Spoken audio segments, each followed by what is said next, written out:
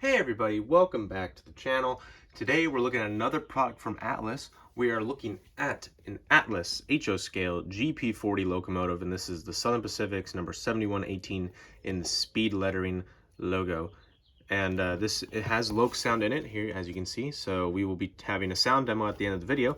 So let's take a look at this locomotive here on Elvis Junction Reviews.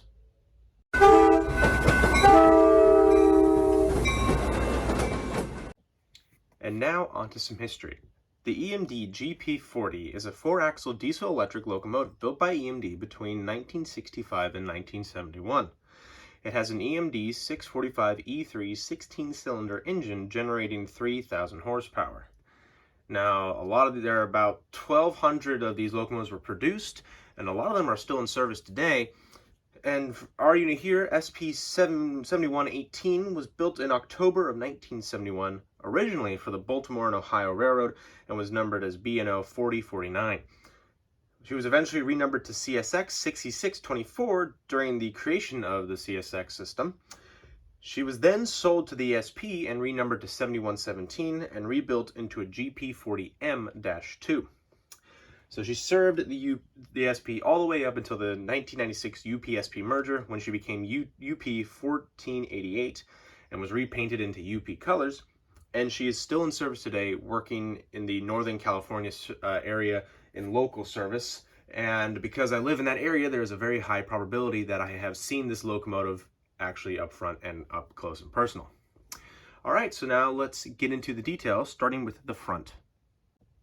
So before we actually look at the detail of the locomotive, I want to get something. I want you guys to know something. This locomotive is not completely prototypically accurate, and the reasoning for that is because on pictures of the locomotive from 1991 till now, or at least till 1996, is that there was a rotary beacon up here just above the headlight, and this locomotive should have ditch lights. Now, unfortunately, it does not. So I'm just gonna blame that on Athearn's tooling, as they recently have come out with another run of GP40s that has ditch lights, and they did not make SP. So this is an earlier run from previous years, which I'm assuming just didn't have the tooling at the time. But anyway, let's get into that front detail now. Okay, so starting at the top and working our way down to the bottom, as we usually do. Starting at the very top, you can see the air conditioning unit right here on the top of the cab, the roof of the cab. We will get into that. You will get to see it later when we're actually looking at the roof. We have our forward-mounted headlight right here on the forehead of the locomotive, with the number boards on either side. They say 7118, and the lights, as well as the number boards, do light up when the locomotive is in motion. You can just see them, but right there is a crew figure right there, and there's also a conductor on this side as well. You can see the windshields right here, 1, 2, 3, and 4, with their windshield wipers. Those are separately applied. You can see the door that leads into the cab there. If we focus on the nose here, you can see the nose sand filler hatch right here. There is a grab iron right there as well. We have an SP right here on the front of the nose with class lights that have been plated over.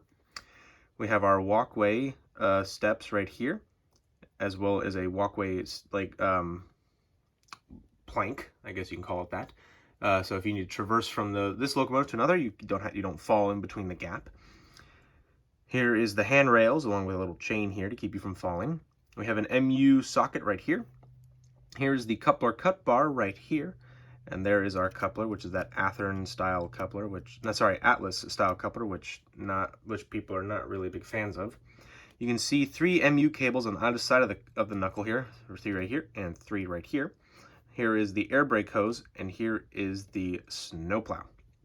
All right, so now let's get into some rear detail. Looking at the rear of the locomotive now, starting at the top, we have a widthwise grab iron that is the width of the locomotive. There is our rear sand filler hatch. Grab irons that work their way from the top of the locomotive down to the walkway here. Here's our rear headlight that does operate when the locomotive is in motion, as well as the number boards that also light up. Here it says SP7118, some more class lights that have been plated over. Down here on the walkway, we have the MU socket, as well as that little plank I mentioned earlier. And as you can see, I had to take points off for this, but this handrail is bent that way, which is kind of a shame, and I'm not really happy about that. Anyway, we have our coupler cut bar right here as well as the coupler right here, the knuckle. 3 MU hoses on either side of that knuckle again, and our air brake hose right there. All right, so now let's get into some side detail. Looking at the side now, you can see the walkway steps that lead up to the walkway here. A big F to indicate this is the front of the locomotive. There is the hand brake or parking brake, whatever you want to call it. We have some electrical boxes right here. Here is the number board, sorry, here are the numbers, 7118. The windows into the side, and you can see the conductor right here inside the cab. You see these little sockets are for the sunshades that are separately applied by you. They came in this little bag here, and then as you can see, they are quite finicky. These little rubber stoppers are for the holes on the bottom of the locomotive. Oops, and there's some extra little bits right here. So, moving on, we have our separately applied windshield wiper right here for the rear window. We have the blower right here, a vent grate right there. Here's the lovely truck detail, as you can see. Here is the jack pad right here. There is our bell. And as we move along the locomotive here, there is the iconic speed lettering Southern Pacific logo of the 1990s. Here's our fuel tank right here, as well as an air tank reservoir right there. We have our dynamic brake radiator fan section right here. And as we move along here, you can see the horn right there, which I believe is a P3. Here's the rear truck, another jack pad right here. So there are the radiator fans right there, as well as the radiator grates and vents right here. There's some illegible writing right here underneath the white sill stripe, and there is the rear walkway steps right there. Looking at the driver's side of the locomotive, it's pretty much the same, but you can see a grab iron right here, right above the scarlet right there.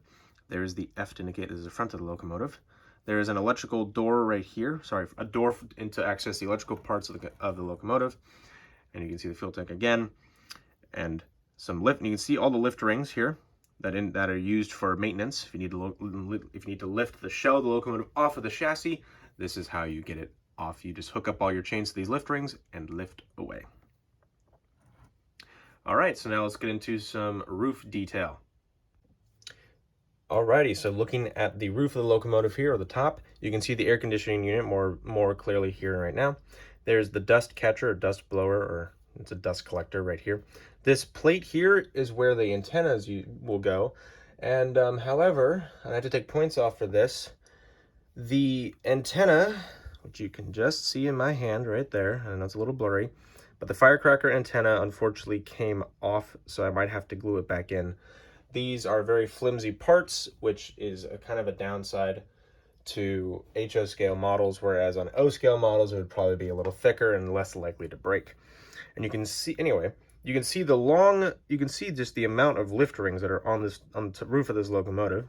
There's the exhaust stack right there, or exhaust port. As we move the locomotive forward, you can see the dynamic brake fan right here, as well as the radiator fans. There's that width-wise grab iron that I mentioned earlier, and you can see the horn right here. All right, so now let's get into the sound demo, excuse me. Alrighty, so now we have the locomotive up here on the test track, so let's go ahead and put some power into the track. Oh no, there we go.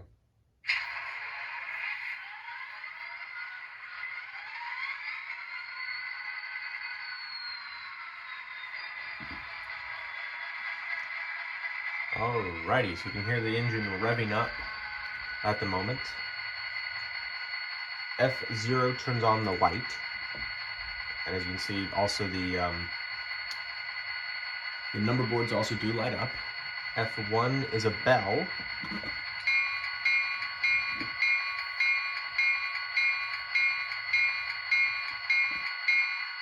F2 is a longhorn.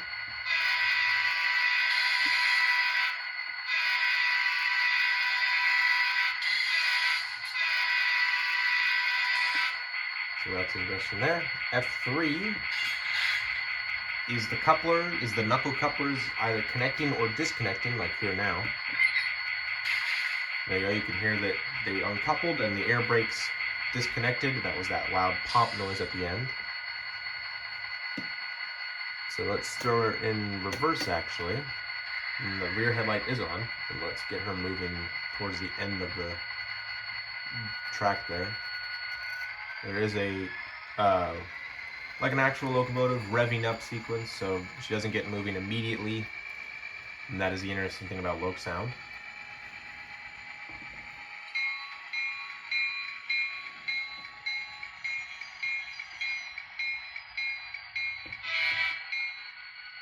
Throw it into forward motion here.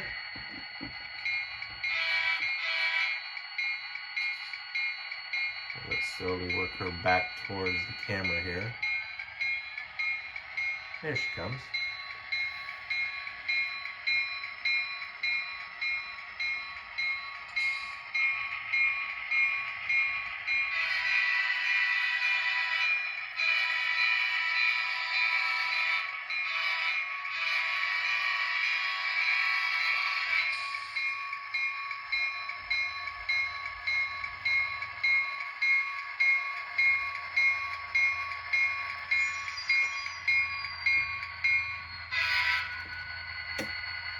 Alrighty, so let's go ahead and turn off the locomotive here.